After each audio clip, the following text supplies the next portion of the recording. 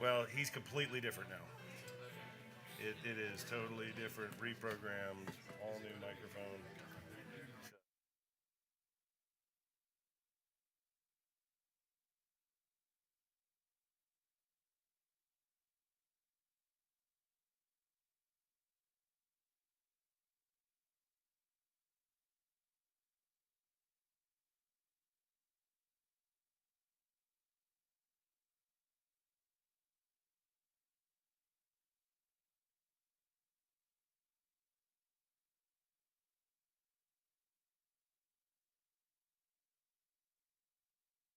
Test, test, test, test, test, test. Are we good?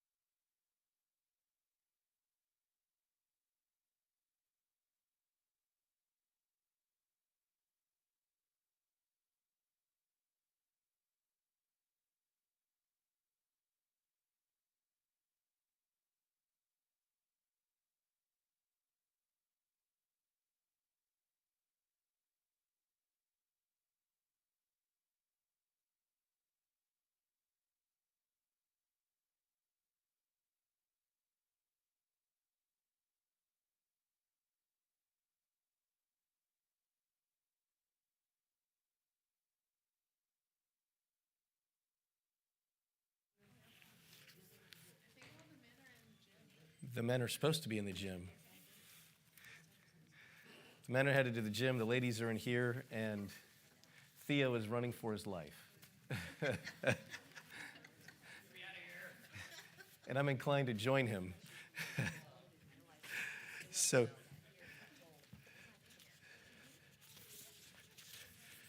here we go. Here you are, ladies. Here you are, ladies.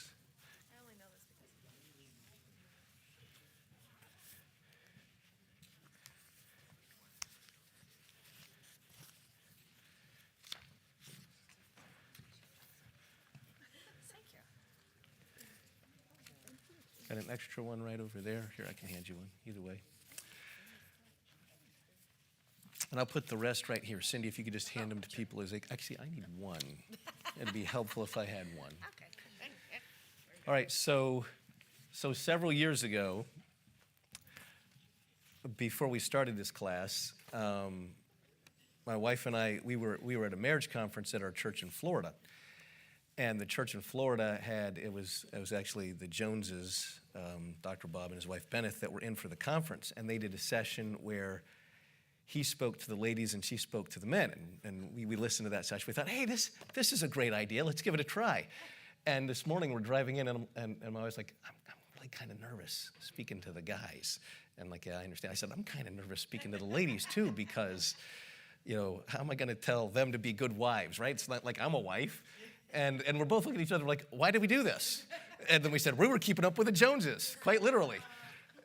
And so we're both a little nervous this morning, and hopefully pray for my wife. Let's go to the Lord in prayer. Let's go to the Lord in prayer. We do have a few handouts up here. Cindy has those, and let's pray. Heavenly Father, as we come before you today, I pray that, and in the case of both my wife and I, will just be a blessing, a help, and an encouragement. I thank you so much for these marriages and these couples and these ladies and their desire to love their husbands well, and for their husbands and their desire to love their wives well. And I pray that we will all thrive. And I ask that you'll bless in our time together today. In Jesus' name, amen.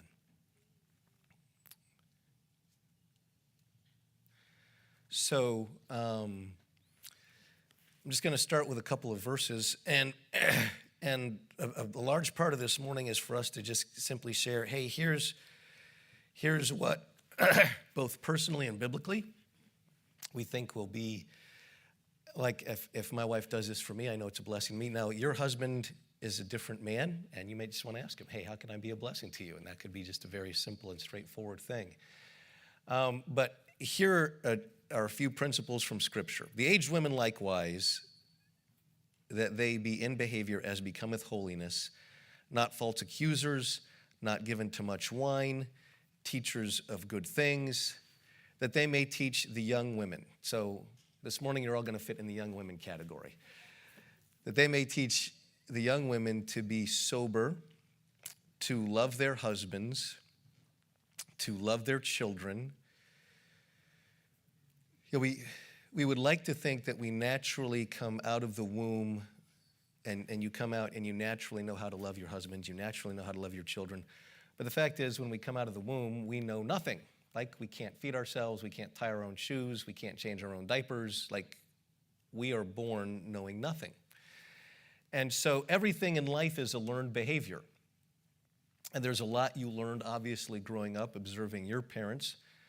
And perhaps you grew up in a home where it was a loving, stable, Christ-like example of what it means to be a virtuous Christian wife. And if you did, fantastic. But perhaps you grew up in a home where that wasn't the case. And if you grew up in a home where that wasn't the case, then you're learning everything, so to speak, from the ground up, the first time around. And so Paul is calling the ladies. Yes, Mir? I think he was looking. Guys are in the gym. To love their husbands, love their children, to be discreet, chaste, keepers at home. Now, we're going to come back to that word in a moment. But it's interesting, this idea of keepers at home has the idea of to guard the home, guide the home, protect the home. And in the Timothy passage we're going to look at in a moment, it has the idea of the steward or a ruler or a head of a house or a family. Literally in the Timothy passage, it has the idea of the dictator of the dwelling. And so what I want us to think about is you have a realm of specific authority. Husbands and wives work together on this mission that we saw in the book of Genesis to be fruitful and multiply and fill the earth. And the idea is that the husband protects, guards, in many ways provides for the home, and many of his duties focus on the responsibilities in the current generation. We're going to war so that you have a safe place to live, so you can live and thrive and not be killed by invading armies, right? But then the lady's specific realm of authority, as it deals with the home, looks forward to the future generations. It's been well said that the hand that rocks the cradle, have you heard that phrase? Rules the world. Which is why Marxism wanted to do everything possible to remove children from the home at the earliest possible age to bring them under state government and instruction so as to determine the future of their state and generation and what they thought was a better way than parental instruction. So you have an incredibly important and vital role. So here's just a few things that I know I think is invaluable and important. This is pretty common sense, and you probably already know much of what we're going to say today. First of all is prioritize the relationship, time, attention, and peace. It is possible that sometimes you can get so busy with so many other things, particularly if you have young children in the home, that my husband fits somewhere on that list, but he's no longer the top of the list. And I know ultimately God is your primary and first relationship, but I just want to encourage you, and you see a few questions there, so if you would, just take a moment, look at those and think about them. I know it means a lot to me when my wife takes time for me, when my wife, she is very busy partnering with me in ministry, and I'm incredibly grateful for that. She does a lot of things for a lot of the ladies in our church and invests in a lot of ladies in our church and is happy to do so, and I'm happy that she does so. But she is a volunteer, right? She's not a paid employee of the church. She does all of that because she loves God and loves the ladies in our church. And Last night at midnight, close to midnight, she's working on, her Bible study for ladies' Bible study coming up on Monday. She's pretty busy. And you add to that the fact that she teaches online for Maranatha and teaches here in the school. And when she takes time for me and makes me like, hey, I value you, you're important to me, that just means the world to me. And can I just encourage you, time, attention, make it an exciting thing for him to come home. When my wife greets me when I come home, and when she greets me happily to see me when I come home, this is a beautiful thing. This is a wonderful thing. I want to be excited to come home. If I'm coming home and it's like, okay, there's going to be 95 problems as soon as I walk in the door, I need to be man enough to be willing to handle those 95 problems, but it does blunt the edge of excitement a little bit. Like, here's my day. Okay, good. I'm going to show you a video in a little bit. Unfortunately, there's no one in the sound booth today because all the guys are elsewhere, right? So I'm going to save the two videos for near the end, and we'll talk about them. But if you can give your husband just a couple of minutes to enjoy your presence before you unload on him, it's a thing of beauty. Can just, encouragement there. And then peace. And I'm by this, I mean, are you his place of safety from the battles and pressures of life? Now, on any given day, your day may have been way harder than his day, right? And he's saying, this happened today. Oh, that was your day? Well, let me tell him about my day. They did this, and then they did this, and they, and they usually refers to people under 4 foot tall, right? But it could be at school, right? You got a lot of people under 4 foot. You got 25 of them, 28 of them. How many do you have? I don't know how many are in there. 25. Just give him a chance to breathe a little bit. Are you his place of safety where he can find rest and peace in this world? In the conflicts that exist in the marriage, I'm just going to show you some verses in Proverbs. You already know this, but let me just encourage you to this end. A foolish woman is clamorous. She is simple and knoweth nothing. A gracious woman retaineth honor. If you can be gracious, if you can be kind, even in the conflicts, you retain honor. Strong men retain riches. A virtuous woman is a crown to her husband, but she that maketh ashamed is as rottenness to his bones. Are you, I would say as much as possible, try to avoid shaming your husband in front of others. It's as rottenness to his bones. Every wise woman buildeth her house, but the foolish plucketh it down with her hands. What are you doing to build and construct your household and your family? A foolish woman is calamity. A foolish son is a calamity of his father. The contentions of a wife are a continual dropping. Houses and riches are the inheritance of fathers, and a prudent wife is from the Lord. Mom and dad can give you money and house, son, but they can't give you a prudent wife. That's a gift from God. It is better to dwell in the corner of a housetop than with a brawling woman in a wide house. It is better to dwell in the wilderness than with a contentious and an angry woman. It is better to dwell in the corner of a housetop than with a brawling woman in a white house. It's actually a different verse in the previous one.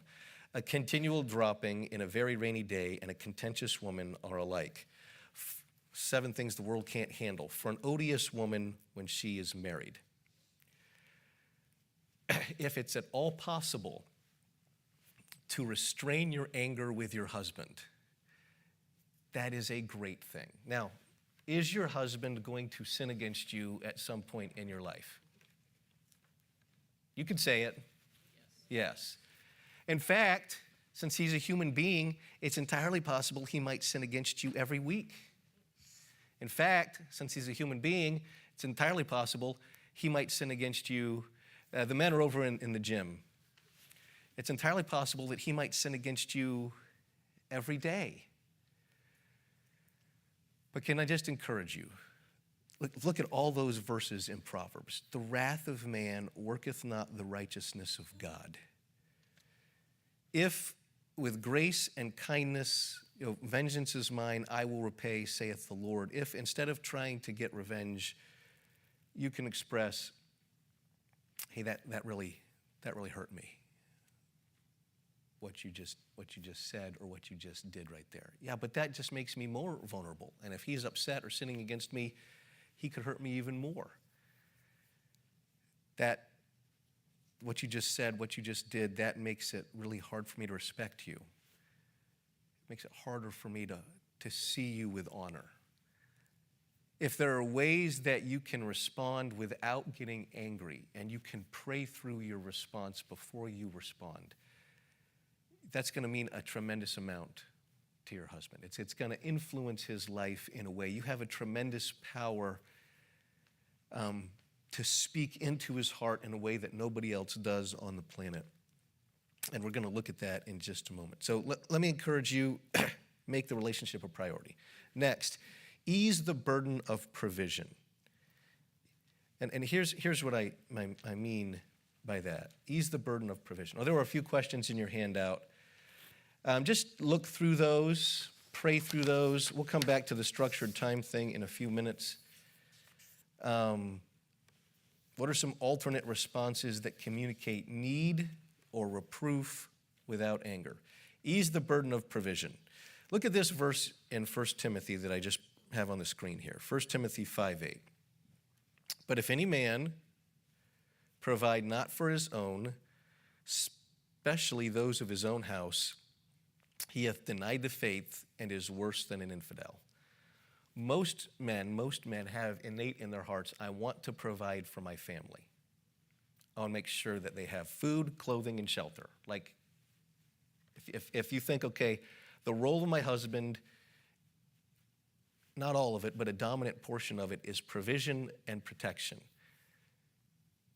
He is focused on that for a large part of his day. How can you ease that burden? In other words, women, from what I've been told, and you can verify, you can confirm or deny what I'm about to say. Women have insecurities as it relates to safety. Okay, are we emotionally connected? Are we, does he love me? Does he cherish me? Does he value and treasure me above anyone else or anything else on the planet? Is he going to be faithful and loyal to me throughout life? Is he trustworthy? Okay, so there are fears that attach to that aspect of the relationship. Is that a fair statement? Yes, okay, got a lot of nods, so I'm going to say, okay. Well, for your husband, a lot of the fears that he has are, what if I don't protect and provide for my family well? So his set of fears are going to be different than your set of fears because his calling and role is different than your calling and role, and the pressures that he feels are a little bit different.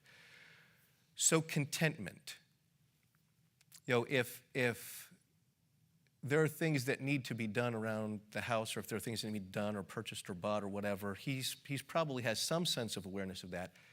But is there a level of contentment? It is easy to turn on HGTV and you look at these people. Should I buy the $400,000 house, the $500,000 house, or the $600,000 house? Should we get the second one in Central America or the ski lodge or the one at the beach, right? And you look at these people, you think, wow, people in California make more money than we do, right? I mean, I look at that and think, that's a lot of money. And then there's Pinterest, and there's Instagram, and there's all this stuff, right? And it's easy to have discontentment preached into our hearts. So can I just encourage you, if you're saying, yeah, I've watched all this stuff, and maybe I've expected a bit much, I can't answer that, but I would say contentment. Beware of comfort creep. Hey, when we were 25, 30, I didn't expect much, but we're further down the road of life, and we should be here, fill in the blank, and we should have this much because we're here. And maybe at one point in life, we're willing to live with one thing, but comfort creep. I don't want to drive this car anymore. I want this, or I don't want that. I want this. Just beware of it, right? It can happen. It can happen to all of us. And so I want to encourage you, contentment and then planning. Cost controls. One gentleman I'm going to show you on a video in a moment, if you look at the second page of your handout, Adam Lane Smith, view your marriage as a business. He is the CEO, the chief executive officer, and ultimately has to have some final decision-making responsibility. And you are the COO, the chief operations officer, the one who is executing what is necessary to make the business run effectively, specifically within your domain. When I became assistant pastor at the church in Florida, I had a church member take me out to lunch. He was an older gentleman. He was Larry Clark, the guy I mentioned last Sunday. He was a Navy captain. And he said, all right, you're the XO. He's the CO, the commanding officer. You're the XO. You're the executive officer. It's your job to do everything possible to make the pastor successful. And so that was very kind of that church member to take me out to lunch. But Larry was a great guy, and we have a phenomenal relationship even to this day, and it was helpful for me, all right? And so it kind of put a framework in my mind, what can I do to make this pastor, my pastor, successful, and what responsibilities and duties can I take off his plate to make that a reality? So if you look at the next couple of verses here, it talks about a widow being taken into the care of the church, and then do so if this widow is well reported of for good works, if she have brought up children, if she have lodged strangers, if she have washed saints' feet, if she have relieved the afflicted, if she have diligently followed every good work, if she is a gracious, kind lady who has impacted others for the cause of Christ, take her into the care of the church. But the younger women, the younger widows, this is widows under the age of 60, refuse, for they have begun to wax wanton against Christ. They will marry, having condemnation because they've cast off their first faith. Here's the verse I want you to see. Learn to be idle, wandering from house to house, tattlers, busybodies, speaking things which ye ought not. He says they need to focus on their own responsibilities and not everybody else's. Here we go. I will therefore that younger women marry, bear children, guide the house, give none occasion to the adversary to speak reproachfully. That word, guide the house, is an interesting word, and I've got it here in your notes. Literally, it means the dictator or despot of the dwelling. So as I'm going to skip over to the next page, if you look at the next page of the handout, guide the house, it's used other places as an overseer, a ruler, a master, one exercising authority. You have a specific realm of authority. You have the freedom to freely act. There's the importance of Joseph. Think about Joseph in the Old Testament. Joseph was taken into Potiphar's house as a what? Slave. By the time that Potiphar's wife made the inappropriate advance to Joseph, Joseph ruled over the entire house, and the master didn't even know what was in his hand. In other words, someone came to Potiphar and said, hey, Potiphar, fill in the blank with the question. And what was Potiphar's answer? Joseph will take care of that. Joseph will take care of that. Joseph will take care of that. Joseph. That's the idea of stewardship that we're talking about here. So in terms of guiding the house, let me encourage you to this end. Ask your husband for clarity of the mission that you're on so you can help him achieve his wildly important goals. How can I better fulfill my role in our mission in the family? In other words, put together a sample business plan or operational plan for your portion of the family, your role, your division of labor, your budget, your schedule, your standard operating procedures. If you'd say, I've got a honey-do list a mile long and my husband never gets to it, and it's a source of irritation and frustration in the marriage. Can I suggest something? Create a business plan for your home that includes within the scope of your budget hiring someone to do the honey-do list, a handyman. And then go to your husband and say, I'm not trying to insult you or usurp you. I'm saying, I know you're busy providing for our family, protecting our family, doing all of these things, and maybe that requires on your part some sacrifices of comforts that would exist because you're paying. In other words, beware the presumption that my husband is free labor and ought to take care of everything. He ought to be the mechanic, he ought to be the repairman, he ought to be the electrician, he ought to be the plumber, he ought to be the roofer, he ought to be the cider, he ought to be the painter, he ought to be the drywaller, he ought to be the mudder, I mean, he ought to know every trade. He ought to do it well. Well, there are some husbands in this church that do construction for a living, and they can. They're great at all of it.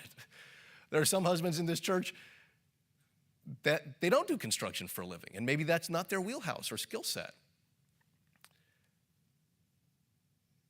And so it may be in the conversations that you have as you view this as a business arrangement, as I'm responsible for this house, that you would say, which of these duties would you like to take care of to save us some money, and which of these duties would you like me to outsource to a secondary contractor? It may be worth at least asking that question and at least considering that, rather than it being a source of frustration. Why doesn't he handle all of this as free labor in addition to all of his other duties? He ought to be able to handle all of it. He ought to be omnicompetent. Well, he should be, but maybe he's not. And so give some grace in that. Just a suggestion. Standard operating procedures. What is the standard operating procedure for getting up and getting the day started? What is the standard operating procedure for correcting and disciplining children? What is the standard operating procedure for how we pay bills, laundry? What is the standard operating procedure for everything? In the roles and division of labor within the house, what duties and responsibilities is he taking on? Am I taking on? Are we delegating to the children to teach them how to work? Have we talked about these things? And then get his review, comment, and approval. In other words, if he desires you to train and guide and direct or discipline children one way and you want to do it a different way, it's important to land on the same page on that. What can I do to ease this burden of provision? Contentment, planning, and then potentially revenue. Again, for a husband, if he doesn't work, he doesn't eat. Here's a description of a virtuous woman in Proverbs 31. Who can find a virtuous woman? For her price is far above rubies. The heart of her husband doth safely trust in her, like Potiphar with Joseph, so that he shall have no need of spoil. She will do him good and not evil all the days of her life. She seeketh wool and flax and worketh willingly with her hands. She is like the merchant ship. She bringeth her food from afar. She riseth also while it is yet night, and giveth her meat to her household, and a portion to her maidens. She considereth a field, and buyeth it, and with the fruit of her hand she planteth a vineyard. She girdeth her loins with strength, and strengtheneth her arms. She perceiveth that her merchandise is good. Her candle goeth not out by night. She layeth her hands to the spindle, and her hands hold the distaff. She stretcheth out her hand to the poor. Yea, she reacheth forth her hands to the needy. She is not afraid of the snow for her household, for all her household are clothed with scarlet. She maketh herself coverings of tapestry. Her clothing is silk and purple. Her husband is known in the gates, and he sitteth among the elders of the land. She maketh fine linen and selleth it, and delivereth girdles unto the merchant. Strength and honor are her clothing, and she shall rejoice in time to come. She openeth her mouth with wisdom, and in her tongue is the law of kindness. She looketh well to the ways of her household, and eateth not the bread of idleness. Her children rise up and call her blessed. Her husband also he praiseth her. Many daughters have done virtuously, but thou excellest them all. Favor is deceitful, and beauty is vain, but a woman that feareth the Lord, she shall be praised. Give her the fruit of her hands. Let her own works praise her in the gates. Wow. Talk about omnicompetent. There's a book that we read in our family when our girls were younger. I don't remember the lady who wrote it, but it says, "Help, I'm being intimidated by the Proverbs 31 woman." And it was a fun book that talked about how to live out some of these things in a modern sense and maybe take a little bit of the pressure off. But there are people that say a woman should not work outside the home because of the verse in Timothy or Titus that says, keepers at home. But that keeper of the home is not a statement of geography. It's a statement of function, and it has the idea of to guard and protect. You look at Proverbs 31, and this lady engaged in a tremendous amount of business transactions. There may be a season of life where it would be ill-advised for a lady to work outside the home, and there may be the entirety of a life where maybe for that particular family and husband and wife relationship, she doesn't work outside the home. And that's incredibly fine and appropriate. but I do not see it as a prohibition in Scripture. I did want to mention that. And I do see here that this lady engaged in a number of income-generating opportunities. So maybe you are the world's best couponer. And people sometimes laugh at that. But if you can cut your grocery bill by 40% in any given month because you're the world's best couponer, guess what? That's an awesome thing. That helps to relieve the pressure of provision that your husband faces. And that's a great thing. So I just want to encourage you, pray about what are some ways I can be a blessing and help, whether it be schedule, whether it be planning, whether it be budgeting, whether it be cost controls, whether it be couponing, whether it be additional revenue, whether it be contentment. Is there any way you can be a blessing or help to your husband in that way? And you probably already are, or you feel like, hey, what's a way I could be more of a blessing and more of a help? And then reprove gently and forgive graciously. I was talking to one husband recently, because I knew I was preparing the Sunday school class, and I said, what is one thing you really appreciate about your wife? And she said, man, she's really great at forgiving me. I said, okay, good. I said, well, what's another thing you appreciate about your wife? He said, man, she's really great at forgiving me. And he doubled down on it. He didn't give me another one. He's like, this is something that meant a lot to him. And as I look back across my life, that's something I really appreciate about my wife. Our marriage would not be what it is today if she did not forgive graciously. Because there are times I've sinned against her. And there are times I've sinned against her awfully, if that's even a word.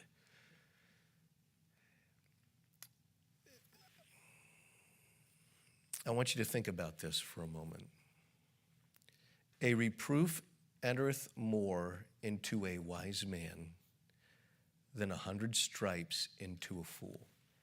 If you're here this morning and you would say, my husband is a wise man. He loves God and he's trying to do right.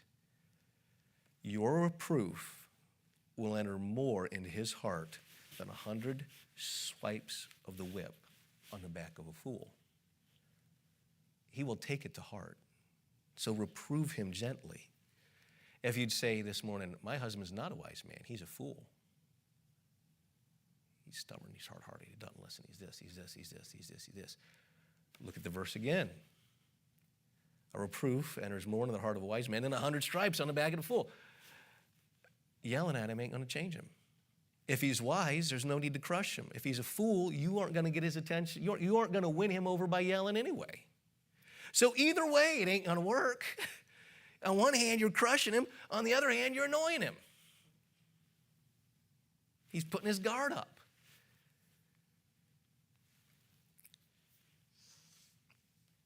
First Peter 3, likewise, you wives, be in subjection to your own husbands, that if any obey not the word, they may also without the word be won by the conversation of the wives. While they behold your chaste conversation, coupled with fear of God, faith that he's going to work in the situation, whose adorning, let it not be that outward adorning of the plaiting of the hair or the wearing of the gold or the putting on of apparel, but let it be the hidden man of the heart, in that which is not corruptible, even the ornament of a meek and quiet spirit, which is in the sight of God of great price. This doesn't mean you can't reprove or shouldn't call your husband to truth, but it means anger isn't the way to do it. You all have the book. If you haven't got the book, I got extra copies. But if you turn to the book, you may have already read this in the book, you will find on page 42 and 43 guidelines for reproving your husband. And it gives a great outline to do it. Hey, this is an older lady that wrote this. This isn't even me, all right? So now you know it's good. Okay, she talks about choosing the right time, the right wording, comfort him as you correct him, be specific in regarding his sin, and offer a biblical solution, communicate a spirit of unconditional love. Well, what if my husband refuses to receive my reproof? What if I come to him with the right timing and the right spirit and all of these things? It says here on the middle of page 44, see chapter 14. I encourage you, go to chapter 14, God's provision.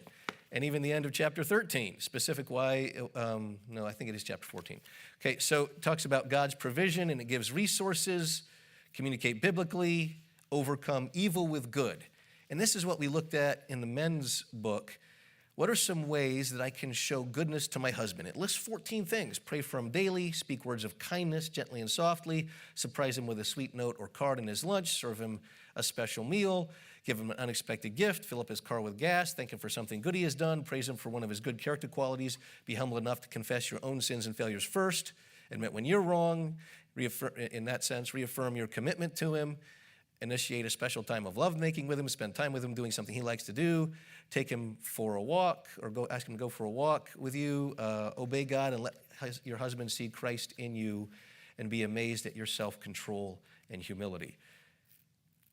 But if that doesn't work, make a biblical appeal. Now, if the appeal is to correct sin, there's the idea of giving a biblical roof. Basically, there's a whole chapter here in this book.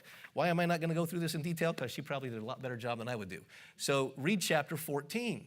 By the way, chapter 14 does conclude with the idea of, if necessary, depending on the nature of the sin and the persistence in the sin, it could rise perhaps to the level of church discipline. Depending on the nature of the sin and the threat or lack of safety it may present to you or the children, it could even result in the calling of civil authorities, because God has given a number of resources. Hopefully in none of our marriages it would come to that point, either of those points. But there is a process, and this book, in those 2 chapters, does a great job outlining it. So, reprove gently. If you can reprove gently, I'm going to admit a weakness and flaw that we have as men. We struggle with pride. We do. And we struggle with the idea of being a failure. And the last person we want to be thought of as a failure by is our wife. And so if you present your correction or proof in such a way as communicating to your husband, you're a loser and a failure, he's going to struggle with receiving that. It's one thing to say, hey, I know you love me. I know you care about me. You do such a good job providing for us and caring for us. I know you love the kids. I know you love this. But what you just said, what you just did, the way you responded, how you did that, it came across as harsh. It came across as this or that or whatever. Hey, we all make a mistake on occasion. It communicates. It's gentle. I shouldn't have to be that gentle. You shouldn't have to be. You're right. You're right. You shouldn't have to be. You should be able to just say, that was dumb. And we should be able to receive, that was dumb, or that was wrong, or that was whatever. Yep, it was. We should own it. We should. I'm telling you, yes, we should. But if you're gentle, it'll really help. It'll really help. Next, speak specifically. Speak specifically. If you look at the next page there. Reprove gently, speak specifically. Clear, direct, kind. Okay. Your husband comes home from work. He's been in problem solver mode all day long. Right? Okay, we got to get this bought. We got to get this done. I got to get this to this location, this truck, or this logistics, or this accounting, or this, whatever his role is. Or I got to get this graded, this class, I got to get this pit dug, this wall built, whatever it happens to be. All right, they're in problem solver mode. They've had a job to do all day, and that job, for most things, involves, okay, even if they're standing on an assembly line, I got to get this bolt, and this done, and this together. They're solving problems. They come in the door, and you unload on them. They are in problem solver mode. So what are they hearing? Fix this problem. If you do not want them to fix the problem, I heard one guy put it well. He said, my wife gives me the honor of hearing her work through her own difficulties by explaining and thinking out loud what she's doing. She isn't always wanting me to solve her problem. She's just letting me listen into her inner musings, and she doesn't choose to disclose herself that way with anybody else. I thought that was that. Now, when I heard that, now I didn't hear that till like 2 years ago, but that was incredibly helpful for me because I struggle, and I still struggle to this day. When my wife's bringing something to me, all right, do this, do this, do this, do this, do this. Now, there's many times she does not want to hear, do this, do this, do this, do this. That isn't why she's bringing it to me. I got to tell you, I struggle. We've been married almost 27 years, and I still struggle with, she's smart enough to know. So if that's not what you're looking for, tell him. Give him a few minutes. Don't hit him right when he walks in, and then just be real specific. Hey, honey, I had a frustrating day, and I need a sounding board. I need to just talk through what I'm feeling on the inside and what I'm thinking through here. Would you just be a sounding board for me and just kind of be a listening ear? If that's what you want, tell him. Hey, after I share with you, can you kind of give me some advice, a third-party perspective? I'm looking for a couple alternative ideas. Tell him. Hey, I'm tired of messing with this. Can you go fix it? Tell him. Those are three different things, right? Those are three very different things. And guess what? Unless you tell him, he don't know which one of those three you are now dumping on his plate. All he knows is something's being dumped on my plate. And he may default to fix it. But if after 20 years of defaulting to fix it, he has learned, actually, you don't want me to fix it, do not fix it. Now you are in option 3, I want him to fix it. You're going to be like, why didn't you fix it? Because, for 20 years, I ain't supposed to fix it. And now I'm supposed to fix it? I don't know. You've got to be clear. Because there are times as husbands, I'm just going to be honest, maybe you're different. But from what I've heard, and at times what I've experienced, I'm like, I have no clue what I'm supposed to do here. And then you're frustrated, and then they're frustrated, and then they check out. Be clear, be direct, be kind. Can I vent for a moment? My wife at times has just said, can I vent for a moment? Or I'm just venting. Or she said, I'm just venting to you. When it comes to the appeals process, maybe your husband has made a decision you disagree with, and you make an appeal, and this book talks about how to make an appeal, and he denies the appeal. He says, nope, that's not what we're going to do. Can I just say, unless you have additional information, accept the appeal. Have a defined appeals process, like, hey, this is how we talk through this. If you, and I know this deals with speaking in tongues, so this verse is ripped a little bit out of context, but if you're not clear in your expectations, if you're not clear in, I'm going to show you again the video in a moment. He talks about red flags and yellow flags, green flags, whatever.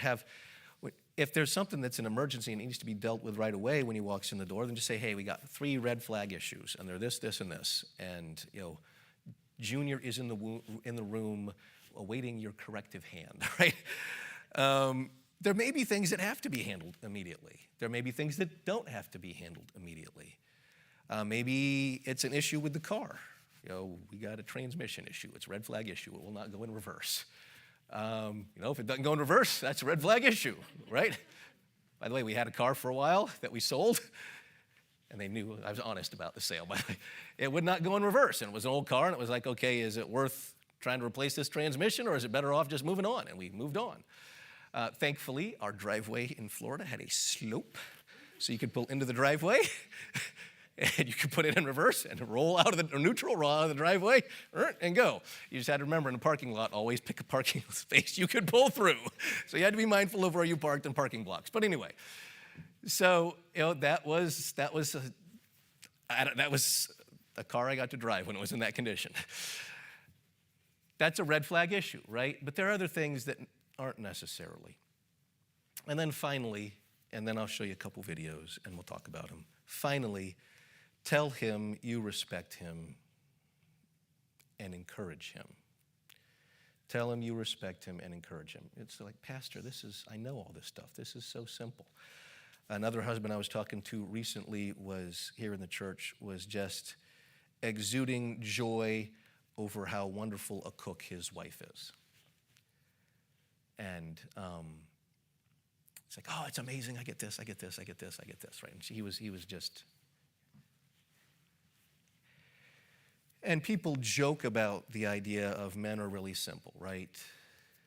Give them intimacy, give them food, they're happy. That's not the entirety of all that a man is, but I will say this baseline, that's a great place to start, right?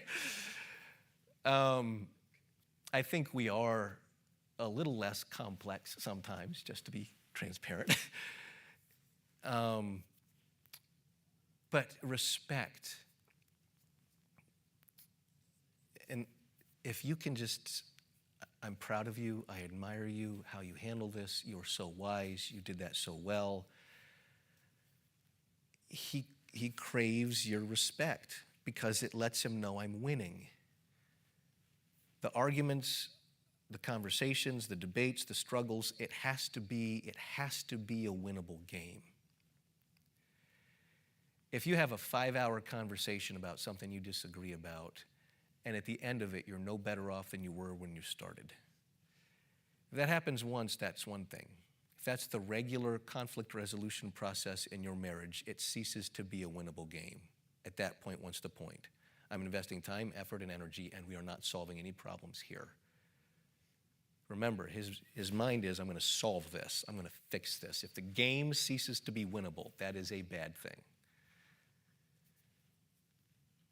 And so, if I work hard and I do this and I do this and I come home and she's never thankful and she's never grateful and she doesn't appreciate it, and it's always, yeah, what about this? What about this? What about this? What about this? I need you to do this. I need you to do this. I need you to do that. I need you to do this. I need you to do that. The game ceases to be winnable. That's not good. By the way, you were created to be a help meet for him, a help who is a corresponding equal. And there are many duties attached to motherhood and the home and all of these things. And should he be willing to come alongside you and help in all of those duties? Yes. But don't forget, he wasn't made to be your help. You were made to be his help. So if he comes alongside you and partners with all of those duties that are within your COO, here's my business plan, and he's doing this and this and this and taking this off my plate, those are things to be thankful for, right? That's something to be excited about. So encourage him. How can you encourage him? Think about that list that I read out of the book a moment ago. Whether that's a special meal, whether that's a special time together, whether that's, should your husband, hey, I want him to plan a weekend away. I want him to plan, a date for us. I want him to plan whatever for us. Hey, that'd be great. And hopefully he will. And hopefully he can. But if you can structure your budget in such a way, you might be able to say to him, hey, honey, when you come home tonight, I've sent the kids over to family member XYZ for the evening, and I've got a special evening planned for us and dinner and everything, and it's just going to be the two of us because I want you to know how important you are to me. Then do that and welcome him home. Right? That would encourage him tremendously. Maybe it's tickets to a game. Maybe it's, hey, I know you've been looking at this new tool, or for a lot of guys, toy, right? And you haven't bought it for 7 years because you're trying to pay all these bills. Well, over the last 6 months, I've been able to save $50 a week from our expenses, and I got this for you because you're important to me. Like if it's, okay, we'll go out of our way to buy this or that or whatever for the kids, well, what about him? Is there anything you can do to encourage him and show that respect and show much respect? All right, let me put these couple videos on, and then we'll wrap up. And I got to come back here to do it because, well, there's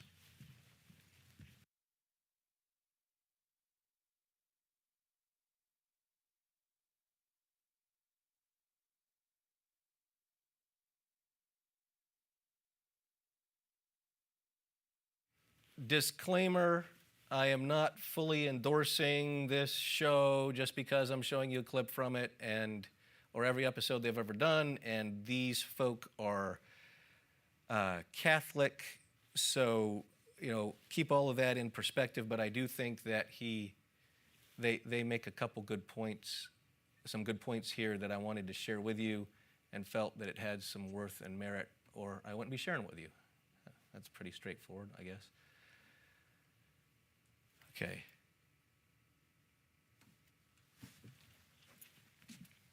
Helps to turn up the volume. Let's give this a shot. You space to do it. He's actually trying to make you happy. He's trying to figure out what you want so that you'll see that he's a loving husband who wants to be with you. Most men are just frozen solid because they have no idea what you want. So if you can tell them what you want and then step back and breathe and let them do what they're going to do, direct them just a little more and then let him go, all of a sudden he will stop walking around as if you're made of glass and he'll start working with you. That 3-minute talk I gave earlier about the husband coming home and saying, remember what I said at the beginning, I care about you and I love you and I want you to be okay, but I can't come straight home and start solving you because that means I can never turn off. So I need some time to breathe. I need scheduled structure. I need you to give me red flags or green flags. Tell me if there's a problem, let's solve it, and then I need to be off because I can't, if you're not okay, I can't be okay. That's what most men are doing is they're solving problems for their wife endlessly at home or trying to, and he can never turn off and rest with you. And then she's upset because she doesn't get his presence. That's the problem. The core goal is win-win. The core goal is win-win. Absolutely. It's not so that women shut up. That's not the goal. I And love it's not when to women have the talk. woman just endlessly sacrifice when he comes home and you're just do whatever he needs because he needs to decompress. It's for the sake of both of you and the relationship, which has to have the win-win in it. Correct. They need structured time where she brings problems to him. When I check out from my work at the end of the day and I'm helping people with relationships all day long, saving marriages or whatever it may be, and I come out, the first thing my wife doesn't do is say, Adam, I need to talk to you about all my feelings for the day. That would be death. I can't do that. She says, how are you doing? And I say, great. Are there any immediate red flags? She says, no, we're good right now. And I say, okay, can I take 15, 20 minutes to breathe? Absolutely. We cool down, we eat as a family, we relax. Later that night, I sit down with her in structured time and say, okay, how are you doing? What do you need from me? How are you doing today? What was your day like? And I listen and I talk and she unloads. And then that also ends. And then we have fun time where we relax and immerse. She's got what she's needed. Now we can actually rest as a couple. It's very structured. For us, we've had to carve up that time so that my brain isn't constantly trying to solve her problems and her brain isn't trying to just shove everything down and martyr herself without feeling loved. We have to do both. Men and women need to win together. We can't lose and we can't make ourselves lose. Then everybody loses. I think the operating principle of like the win-win there, I think a lot of people don't have a framework for win-win. Right. Okay. And give me a second.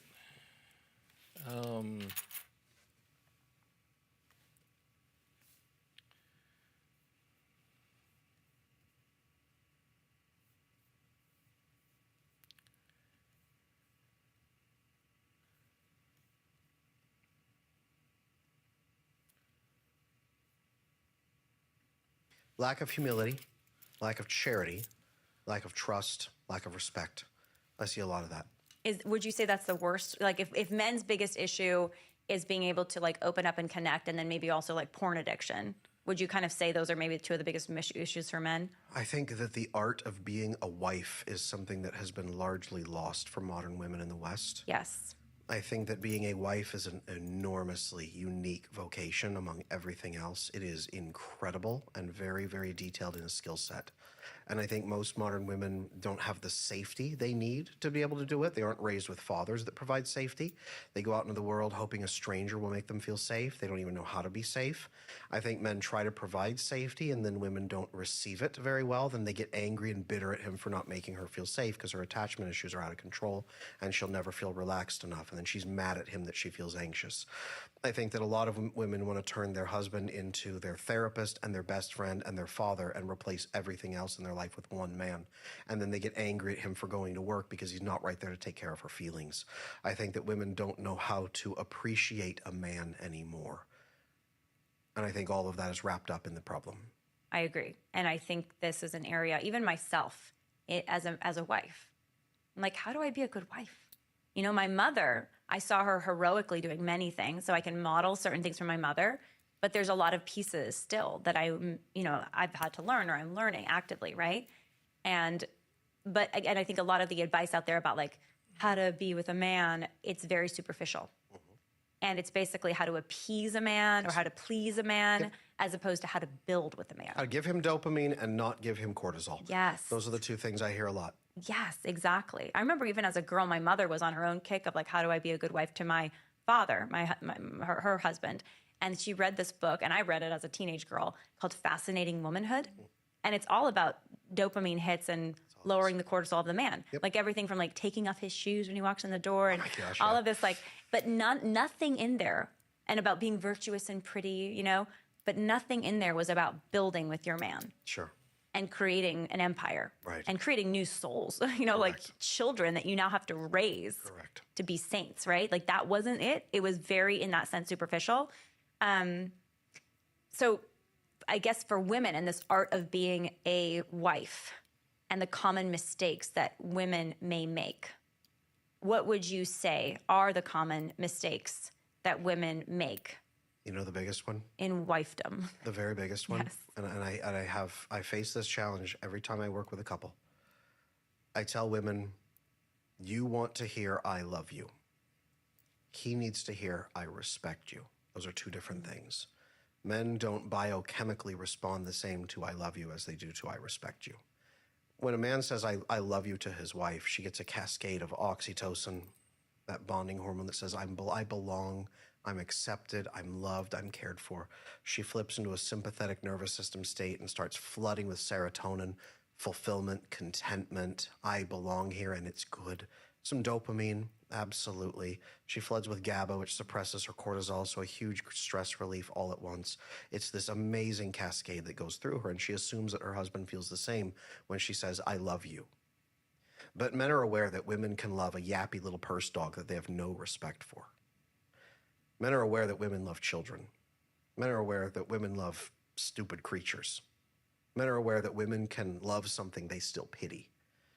That is not the same for a man. Remember that he is designed to fight every day to keep you alive, to protect you, to serve you, to help grow with you.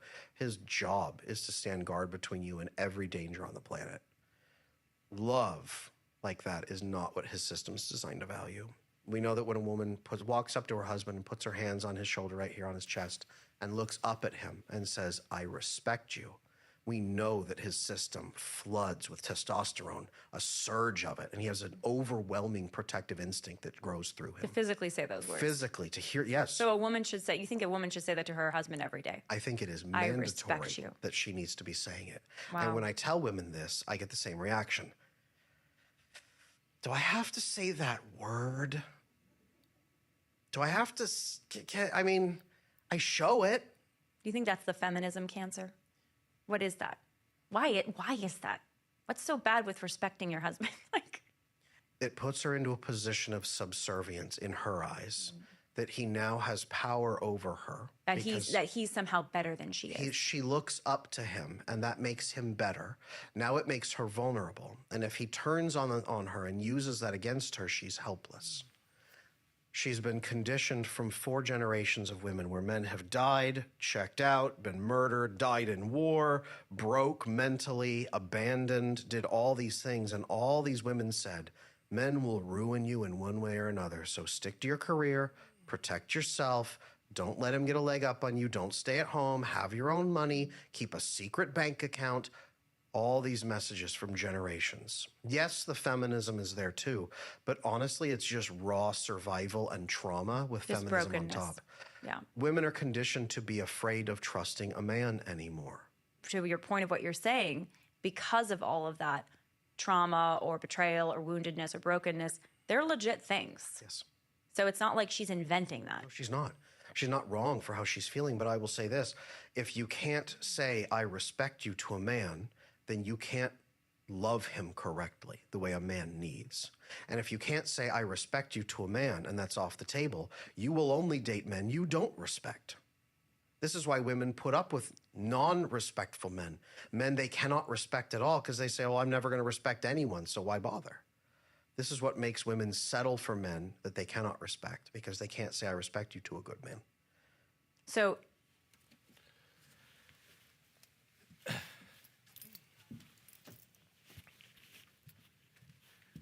All right. Test, test, test. We've got 1 minute left. Plenty of time. He goes on and he talks some about, well, what if my husband isn't a good man? And he said that's the question he gets all the time. Well, what if this person is not a good man?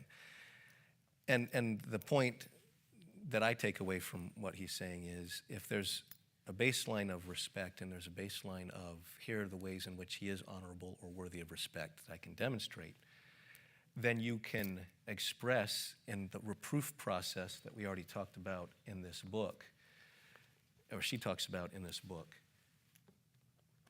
It is more challenging for me to respect you. I cannot respect you in this area or in this way because of fill in the blank. But if there's no baseline of respect to start with, there's nothing to draw from or build from or call your husband back to truth in that way. And so I hope that was a help. It's interesting where she talked about husband as father, as therapist, as this, as this, as this, as this. Earlier in the talk, he outlines the history of our world and how prior to World War II, multi-generational families who often lived close to each other and had tremendous connection, and all of that being replaced by the urbanization of the age. And particularly for ladies who don't have a church family, the loss of other women to support in the home building process, where the husband now fills or expected to fill all of those vacated roles, has added additional stress to the family. It was an interesting historical point that I thought that he made in that journey. All right, we're over time. Hope this was a help, at least in some small way. Let's pray. Heavenly Father, I pray, I thank you for these ladies. I thank you for their love for their husbands, their desire to see their marriages thrive. I pray, Lord, that this was something that was a blessing and a help and would give just some food for thought. I pray in Jesus' name, amen. All right, thank you so much for your kind attention and time.